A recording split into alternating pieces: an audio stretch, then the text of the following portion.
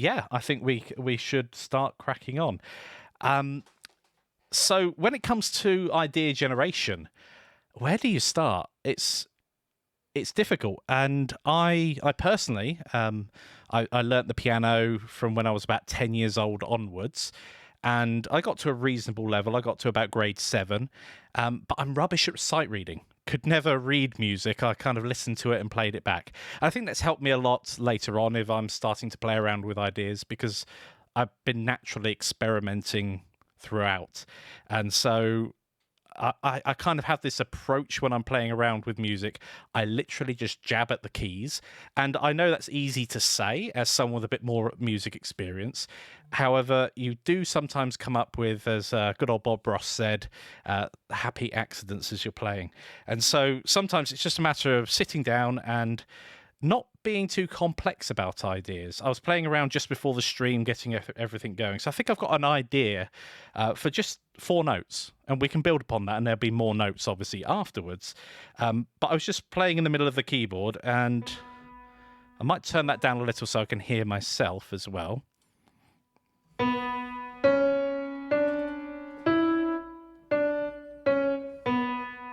I just something about those notes. I was actually playing on my piano in the other room. I'd love to have done that in the other room, but I realised carting half my setup through to the other room just was not practical. So I'm sat here at the moment. In front of us, this bit of software in front of us is called FL Studio. I've been playing around with this ever since I was, I don't know, FL Studio used to be called Fruity Loops, and I had it when it was called Fruity Loops. We've got courses on the site, of course, covering free things like ARDA and LMMS. Pretty much the same sort of setup. We're not going to do too much in the way of complexity. I mean, FL Studio does do a ton of other things. Also, during here, I'm mainly going to be using, let's just click on one of these, and it'll open up on the other screen. I'll drag it across. I'm mainly going to be using this plugin. So we're going to go for a more orchestral sound today. And this plugin is Spitfire Symphony Orchestra, the BBC Symphony Orchestra, and this is the free one. So this is zero cost. You could easily use it with LMMS or ARDA or any digital audio workstation of your choice, which is really awesome. And it's just got a selection of orchestra. They've got a much more expensive version. I think it's like £500. This is one of these hobbies that if you get into, like most hobbies, you can sink a ton of money into. So I will occasionally be adjusting things, maybe off screen. I've populated a couple of tracks here, so you can see that we've got hopefully you can see we've got a harp and piano at the top, and then a marimba, and then they're all sorts of out of orders. I've just been dumping some instruments that might be cool to play with. So I've just got these multiple tracks. The main reason for setting that up before the stream is so that I can load them all in, because it does take a while to load them occasionally. Excuse me.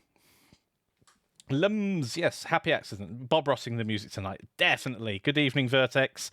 I used to do fast tracker music, absolutely amazing. I think one of the I think Deus Ex, the original game, that was all tracker music as well. Absolutely phenomenal. Really going back to the old school gaming music, but today will be a bit more orchestral, as you can see by the selection. So I tend to pick a more interesting instrument. Sometimes instruments themselves can generate ideas. So if you've got, I don't know, the bass trombone here. I mean, you can already start to maybe think of some quirky stuff going on with that. I don't usually start with instruments as an idea, but some instruments do foster certain feelings and emotions. Certainly if you start playing around with strings, it can be more flowing, more romantic, more serene. But that's not always the case, because if we get some strings here,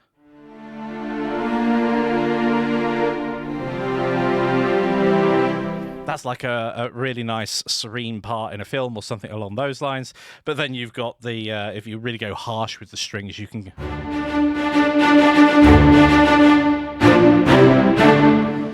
So you can really change it up just with the same instruments, which is so much fun.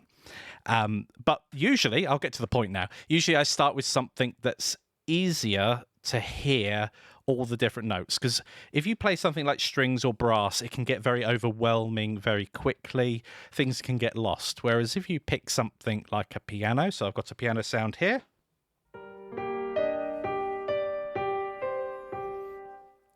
Or something also quite short. I quite like the marimba sound that comes with the free BBC Orchestra. So.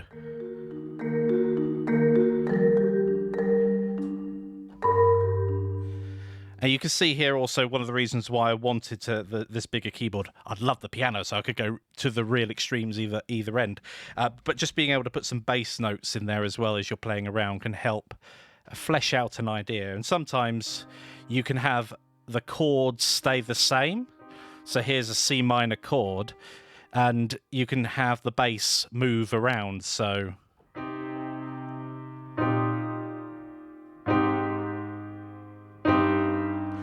And I might play around with that sort of idea tonight with a bass that moves around, but something maintaining the same higher up. So there's lots and lots of ideas that you can play with when it comes to music.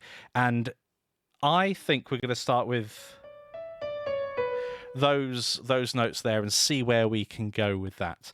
Now, when I'm playing with FL Studio or many of the other DAWs, they'll have some sort of looping functionality. So once you've laid down an idea, you can pause, come back, and add to it. And that's really useful. The other thing when it comes to music is it tends to be repetitious. So I'm giving you that warning now that we may end up repeating ourselves a few times as we develop ideas.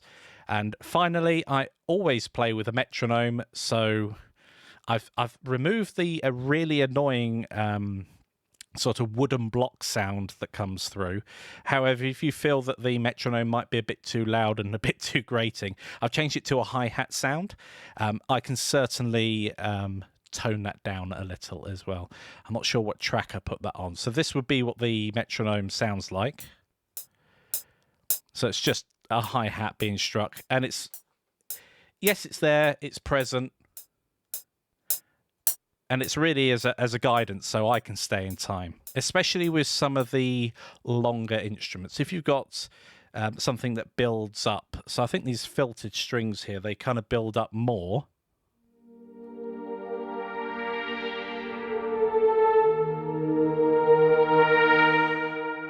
The problem with playing those on time is because when you initially hit the keys, there's not a sound there initially. But then it starts to swell slightly afterwards. So having those in time is very difficult if you've not got a metronome on and you're hitting the keys in the right place.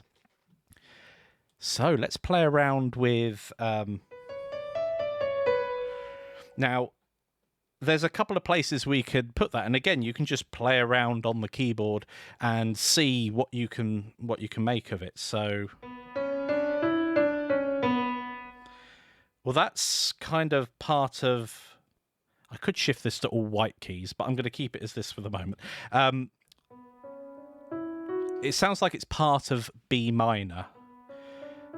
So I might just shift it down so it's easier to follow if you do want to follow along, either now or later on. If we shift that B minor down a tone, so 2 semitones, we get A minor. So I think we'll shift down there. So instead of going, we'll end up going, and that's much easier. And hopefully then we won't have too many black notes in the way. And now, it's not a complexity thing, and I can always transpose things. That's one of the great things about using a digital orchestra. You can play in one key and just hit a button and transpose it. And sometimes you can get a different sonic quality by just shifting things around a little. And even more importantly, if you've got someone like a singer. So keeping within their range. I'm not going to sing. I'm not going to promise I'm not going to sing. I might hum along at some points. But it's one of those things that you can shift music around so that a vocalist can join in, or perhaps you want you're going to record your voice and you want something really low down, but it's too low. So you can shift it up a little so you can sing that, or even lower the vocal sound that you've recorded down, although that can sound artificial. Right, so we've got this.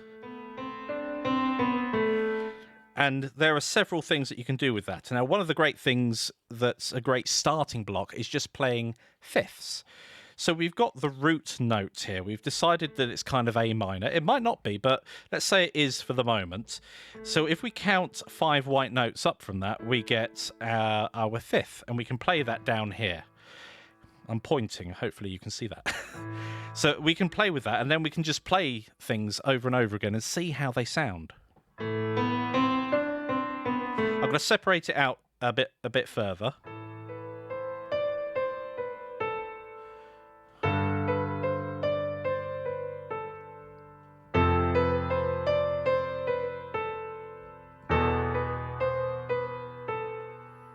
Okay, I changed it a bit at the end there, and that's one of the things you can do. You can start with something quite repetitive, and repetition is good until it becomes irritating. And we've probably all heard the songs or bits of music where you have something that's a bit more grating because it keeps going. Freeze frame phrase. Oh, is it frozen? Oh dear. I wonder if it will come back again. So this might be an issue with the Mac and that interface that I'm using. I would just turn it off. Or I could do this one. Oh, I don't know if this will work. Hold on a minute.